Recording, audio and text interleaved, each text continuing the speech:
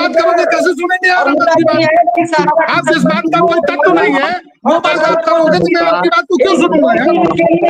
आप तत्वहीन बात कर रहे हो। फंड का कोई इशू नहीं है। कौन सा इशू नहीं है? तुम कौन से फंड की बात कर रहे हो? ये बोल रहे हैं 1 लाख करोड़ नुकसान हुआ, कागज मांगा जाए, 1 लाख करोड़ नुकसान का कागज दिया जाए, 1 लाख करोड़ नुकसान का हमें सब मालूम है, आपको कुछ नहीं पता है, हमें सब पता है। नहीं समझे आप ऐसी बात मत करो जिससे दिक्कत हो।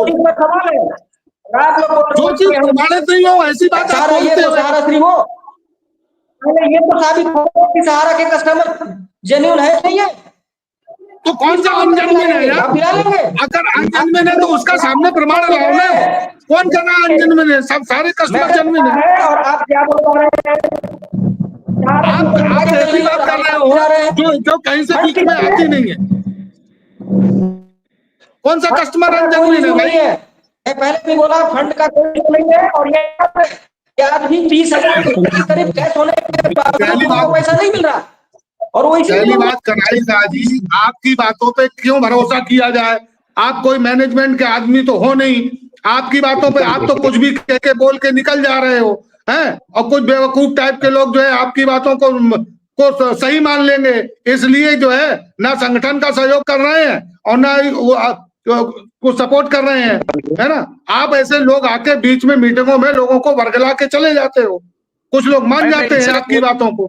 1 लाख करोड़ नुकसान का कागज मांगा जाए सर, इनसे 1 लाख करोड़ जो नुकसान बोल रहे हैं उससे पेपर मांगा। इन्होंने 1 लाख करोड़ रुपए जो बर्बाद किया है, नुकसान किया है, वो कौन सा इन्होंने अपना नुकसान कर दिया?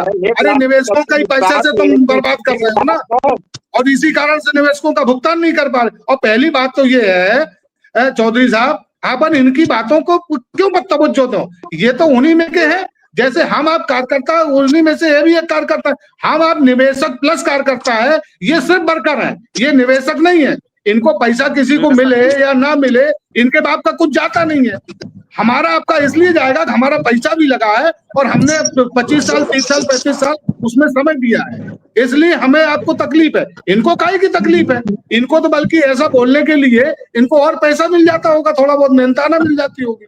हम आपको को थोड़ी ना मेहनताना मिलता है, हमारा अपना पैसा फंसा है, हमारे अपने लोगों के काम रुके पड़े हैं। इन लोगों का थोड़ी ना कोई काम रुका पड़ा, ये तो अपना प्रॉपर्टी का दूसरा काम कर भी रहे होंगे। तो इनकी बातों पे हम लोग क्यों तवज्जो दें? हाँ, मैनेजमेंट का कोई आदमी होता है, अगर मैनेजमेंट का कोई आदमी है तो उनकी बातों पर निश्चित तौर पर तवज्जो दिया जा सकता है। लेकिन ये तो कल की बात कुछ भी बोल जाएंगे, मैनेजमेंट कहेगी हमने तो थोड़ा टाइम नहीं दिया था, उसने तो कुछ भी बोल दिया, हो जाने तुम जानो। तो इनकी बातों पर तवज्जो देने की जरूरत नहीं है। कन्हैया शाह है, क्या चीज है कन्हैया शाह? न सहारा इंडिया का कोई मेंबर है, न सहारा इंडिया का जमा करता है, न सहारा इंडिया का खर्च करता है। कन्हैया शाह है क्या? अगर सहारा इंडिया सरबुत राय के बारे में अगर ज्यादा खराब लगता है तो पेमेंट करवाओ सबका। मुझे कहने की इजाजत है अगर तो मैं कहता हूँ, अदरवाइज मैं जा रहा हूँ। किसी को सुनना नहीं है और एक्चुअल मुद्दा किसी को जानना नहीं है। गलत बोल रहे हैं, गलत मत बोलो। आप ऐसा मत बोलो, आप निश्चित तौर पर संस्था हित में बोलो, मुझे कोई बुराई नहीं है। आप कंपनी की तरफ से बोलो, कोई बुराई नहीं है।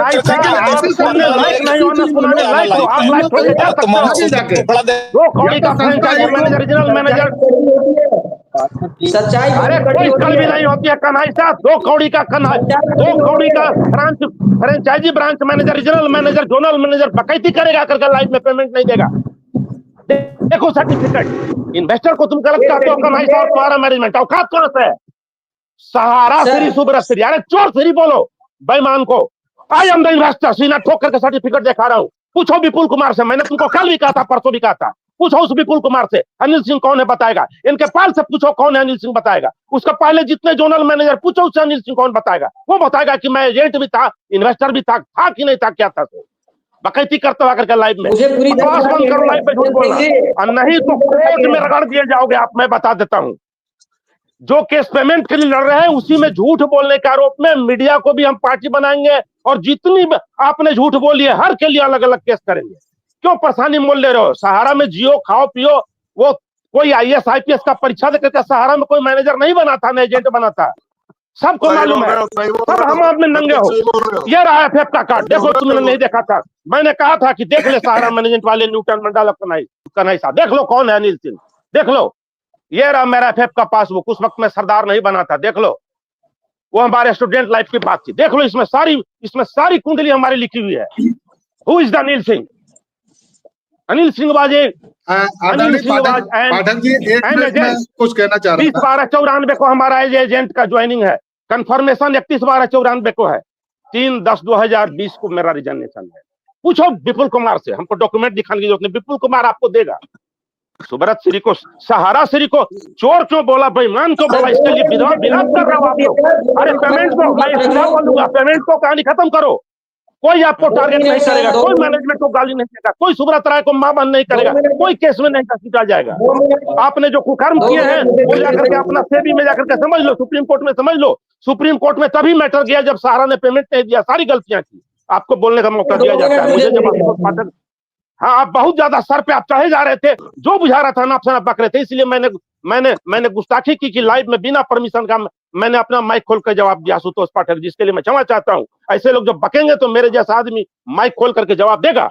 मैं यहाँ चेहरा दिखाने के लिए बैठा हूँ, हमारी बर्देखाई नहीं हो रही है।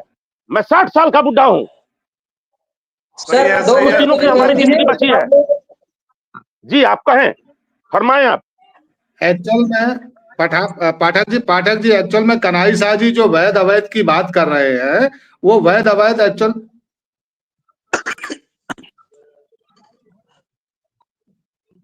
आवाज नहीं आ रही सर, बोलिएगा, बोलने दीजिए कन्हैया, बोलिए कन्हैया। सर, सहारा के ऊपर आज पिछले 12 वर्षों से जो मेन केस चल रहा है उसको समझने की जरूरत है। पहली बात तो ये कि कन्हई शाह का ये स्टेटमेंट नहीं है, कन्हई शाह का ये स्टेटमेंट नहीं है कि सहारा के कस्टमर फिक्सेस हैं। ये देश के रेगुलेटर ने कहा है, और आज सीआरसीएस से लेकर के सीरियस फ्रॉड इन्वेस्टिगेशन से लेकर के सेबी से लेकर के सब उसी की कार्रवाई कर रहे हैं। दूसरा कि सहारा के पास बेनामी संपत्ति है, इसकी इंक्वायरी चल रही है, और यही दो मुद्दे मेन है जिसकी वजह से आज भी 30,000 करोड़ ऐसे ही आइडल पड़े हैं। ये सहारा के ऊपर आरोप लगा रहे हैं, लेकिन सहारा कस्टमर का और खुद का वजूद की लड़ाई लड़ रहा है, 3 लाख करोड़ लोगों को जेन्युइन साबित करने में लगा है। यही सच्चाई है और ये हकीकत है। अब इनको चाहिए सहारा से भुगतान, सहारा कस्टमर को चाहिए सहारा से भुगतान, लेकिन सहारा ये दो चीज को साबित करने में लगी हुई है। अब इसका आकलन करिए और खुद ये लोग सोचे कि सहारा गलत कहाँ है और कस्टमर को भुगतान कैसे दे। और जहां तक भुगतान का सवाल है, सुप्रीम कोर्ट ने रास्ता निकाला है, पोर्टल बनी है, कमेटी बनी है। इनको भी मालूम है कि कमेटी बनने के बाद कोई भी डिफिशियंसी क्यों हुआ, एक मिनट, पोर्टल में 99% डिफिशियंसी क्यों हुआ, कन्हैया जी बोलिए। अब अभी आप लोग चुप रहे, मैं सवाल पूछ। वो 99% डिफिशियंसी आने का कारण यही है कि government sir starting from day one शुरू से ही सहारा के कस्टमर के ऊपर सस्पिशियस का सवाल खड़ा है। तो 99% डिफिशियंसी नहीं है,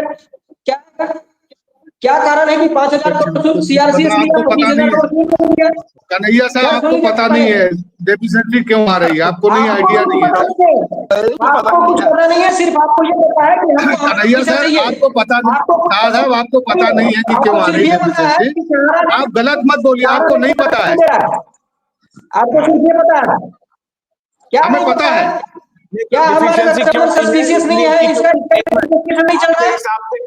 एक मिनट, आपके हिसाब से डिफिशियंसी इसलिए आई है क्योंकि सरकार समझती है कि सहारा के निवेशक फर्जी हैं, आप ये कह रहे हैं? बिल्कुल नहीं, इसी चीज की तो नहीं आ रही है, इसी का कैसे चल रहा है। नहीं, इसलिए नहीं आई है सर, मैं बताता हूँ क्यों डेफिशिएंसी आई है। रुकिए, मुझे मैं बताता हूँ सर डेफिशिएंसी क्यों आई है। आप रुकिए तो सही। तो क्या सहारा ने इस संबंध में अपनी तरफ से, एक मिनट रुकिए, अरे एक मिनट रुकिए ना, सहारा ने इस संबंध में अपनी तरफ से बढ़ करके